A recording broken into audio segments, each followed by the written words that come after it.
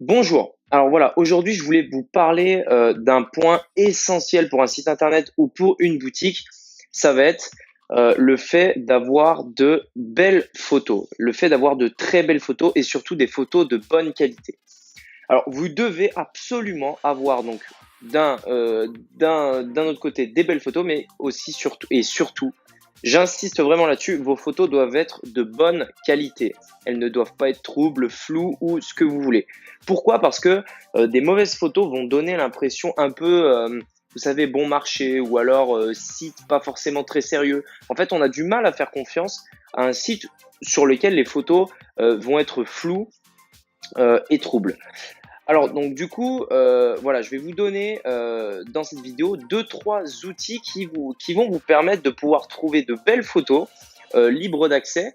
Donc je vais vous donner plusieurs sites, des belles photos libres d'accès et aussi, utiliser en fait ces photos sur votre site. Pourquoi? Les photos que vous allez télécharger,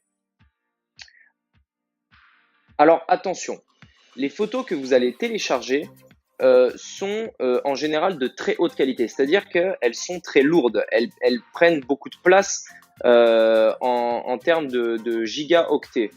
Elles font beaucoup de gigas.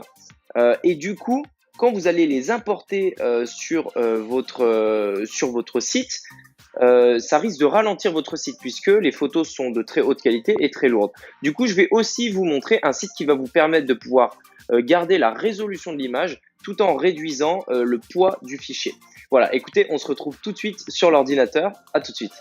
On va continuer cette vidéo sur donc les sites dont je vous parlais. Alors voilà, donc le premier site, je vais vous conseiller d'abord dans un premier temps des sites pour pouvoir trouver des photos gratuitement.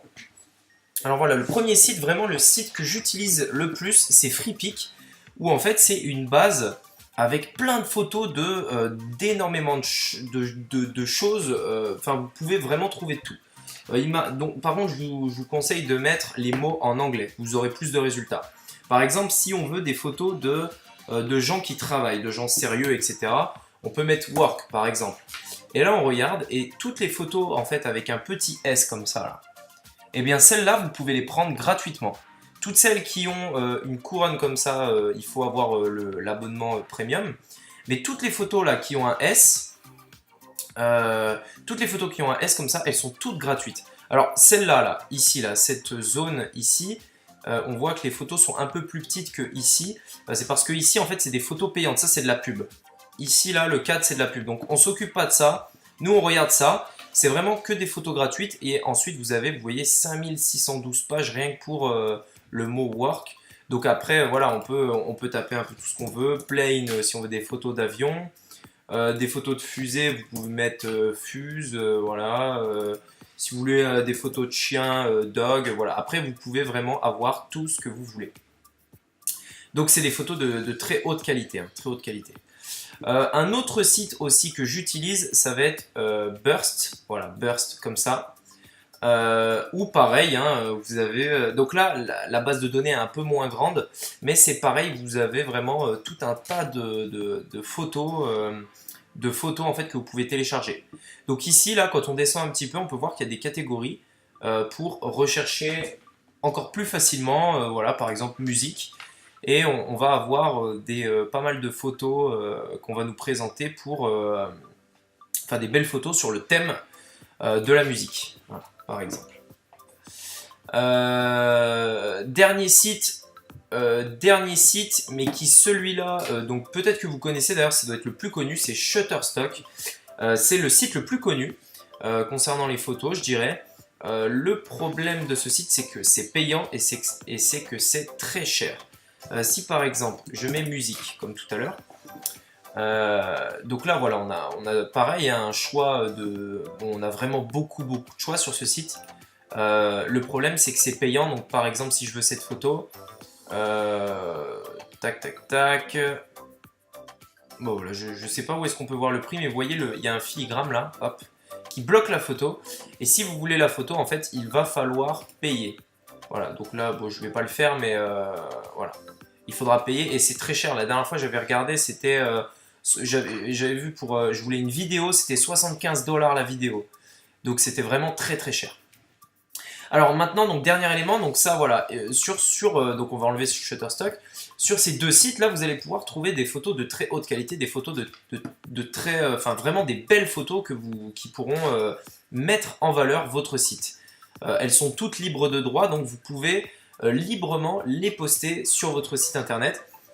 Juste une petite particularité par rapport à Freepik, Burst, il n'y a pas besoin, mais Freepik en fait demande en fait d'inscrire comme quoi c'est bien, enfin la photo vient de Freepik avec un lien vers leur site. Si vous faites ça, vous êtes totalement en droit d'utiliser la photo comme vous le voulez.